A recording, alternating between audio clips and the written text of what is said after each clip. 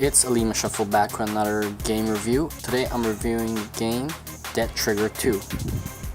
It is a pretty good FPS game, first-person shooter on the Android platform with some pretty decent graphics and some pretty cool game mechanics. The download size for the game on the Play Store is about 500 megabytes, so that's half a gig. It's pretty good. It's not the best it can be, but it's pretty good for its size. Still better than Asphalt 8's 1.5 gigabyte. And if you like just shooting things and zombies, this is the game for you. And you pretty much have to make an account, so all your save data will be available, like saved onto your server, so you can always like get back to it. It's not saved on your phone. And then from any device, all you need to do is install the game and log into your account, and you can have access to your saved data. So that's pretty useful. But I have to mention, currently it is what I call a dead game. They don't have much updates for it anymore, like the storyline. They don't update it anymore, so it is what it is. Here is your home screen. Well, not home screen, it's your base. Here you basically have 4 tables. The engineer, which makes your secondary gear like bombs, hand grenades, mines, etc, etc. And then you have your weapon specialist, just to show you what each of the NPC does, like the stuff that they make. Here we go. One thing I would say that's really cool about this game is a wide selection of equipment for you, whether it be like secondary equipment or primary equipment, such as guns. There are different class of guns, there are different types of guns. On your lower left you have the dealer, which sells you certain items which boost gameplay for you, like double cash, extra lives, your improved running speed, improve attack power. These are all temporary. And finally you have your medic, which creates your health packs and your painkillers, as they call it. For me, whenever I just want to play a first person shooter, shoot some stuff, play some guns, it's a pretty good game. But if you want a storyline and a challenge and some new material, you won't find it after you beat the storyline. That's pretty much it. The company Mad Fingers, I guess they didn't want to invest in more time into it. They started making new games and focused on that.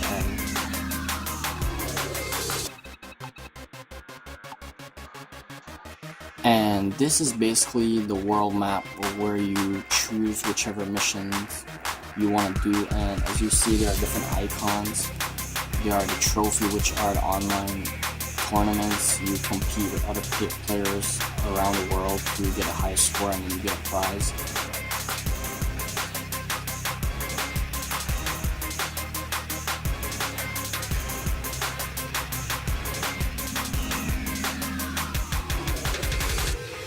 I'll show you what the storyline looks like. It's not that much. I would say there are 6 or 7 chapters. I don't quite remember. I haven't like touched the storyline since I beat it.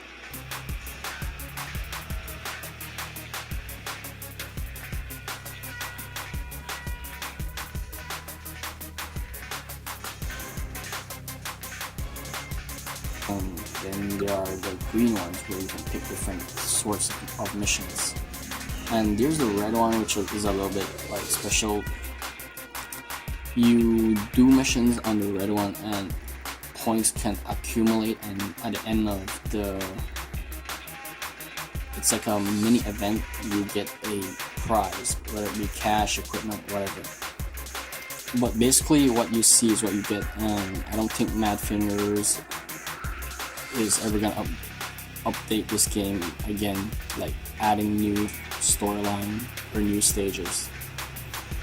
Pretty much I maxed it out, completed the storyline. There are some guns I haven't acquired yet, but I just you know, if I want to play a first-person shooter, shoot some stuff, I just come back to this game. It's still pretty fun, using different guns to, you know, blow off some heads.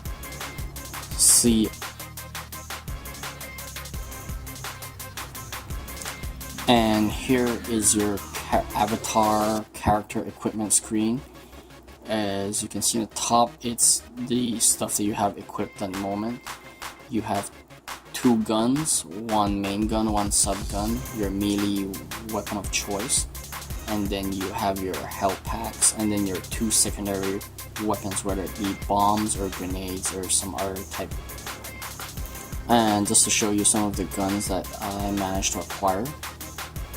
Different guns have different effects, like, you know, some fire faster, some are more powerful. It all depends what you enjoy using. Well, basically this is one of the features that I do like about the game. As I mentioned before, you have an array of weapons to choose from, and each one is unique in their own way, and it's pretty fun to try them all out. And sometimes you can get some weird but funny weapons as well. As you can see, I have a candy cane as a melee weapon, and it's pretty powerful. One of the things is to gain access to the array of weapons that you have to constantly kill sub-bosses to get something called a blueprint. And until you collect all these parts, you cannot make or build this whatever weapon they give you. That applies to like all of them. And of course you can buy them with real game currency, I mean real money turned to in-game currency, which is gold coins in this case.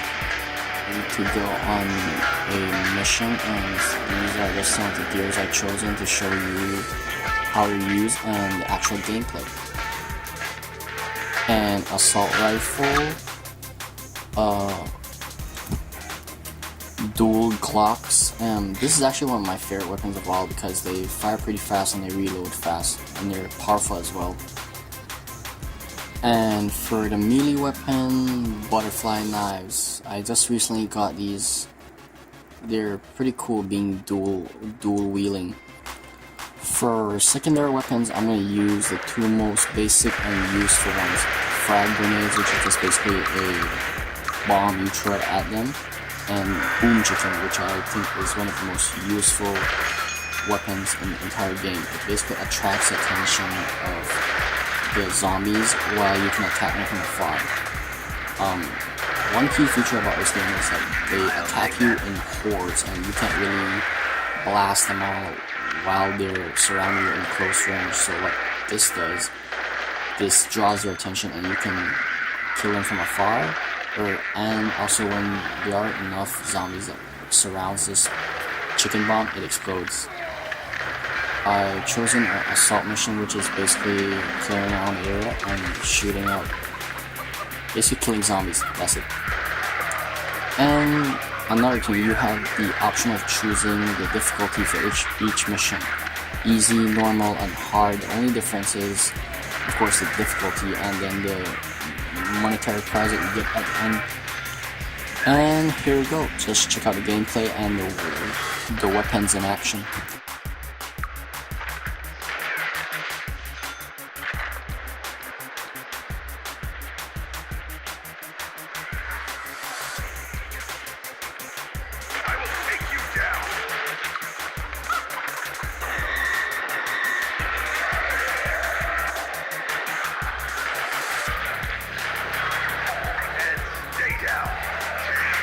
You see a sub-boss appears.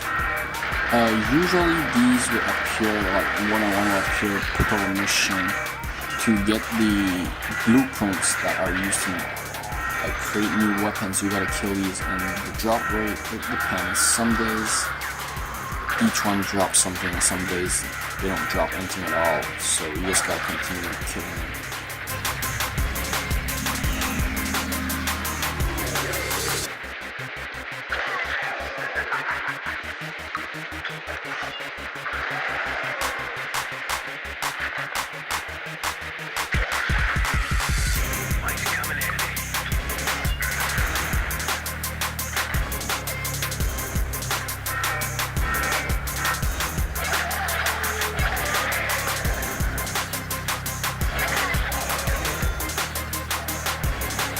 But a bit of advice, like for any freemium game, I would say the only thing that's worth buying is a permanent upgrade, like something that that's only consumable, because it will be used in mere moments or even with one purchase, or rather something that's permanent and you can always benefit off it. In this case, the upgrade that I bought here is double cash, so whenever I do a mission, I get twice the amount. A in-game bonus from the dealer, you can get 4 times the amount of cash on one mission, so I think that's really useful. That's the only thing I bought. Another key thing to mention is, as you see on the top right, there is an option to shop, and that's basically where you get your special currency in any freemium game, which is gold, and you can buy a lot of different stuff, new guns, special guns, and just the gold coins in general. But again, not worth it.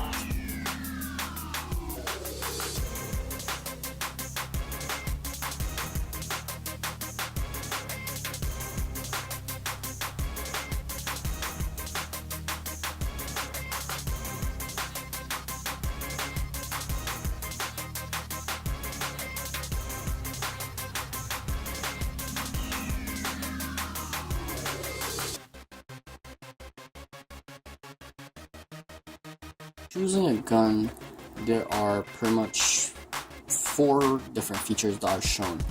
The damage, which is shown in numbers, and there's the range, which is of course self-explanatory, how far you can shoot, attack rate, how fast you can shoot and reload, and the ammo amount you can carry. Each of these things affect the gun in its own way, but I would say the bars are actually quite inaccurate on the game. Because some of the guns that have higher stats, I feel like they're not as great as some of the ones that are in lower stat. We have the minigun, which maybe it's a proper name for it, but I call it the Gatling gun. Although its stats are kind of maxed out, it's actually pretty slow because it has to spin before it starts firing. The power is there, but the speed isn't. This is what I was talking about before. Although the stats are kind of maxed out on the bars, it's not as great as the one with lower stats. But this is like one type of special weapons, as I mentioned before. There are crossbows, grenade launchers, rocket launchers, and other stuff as well.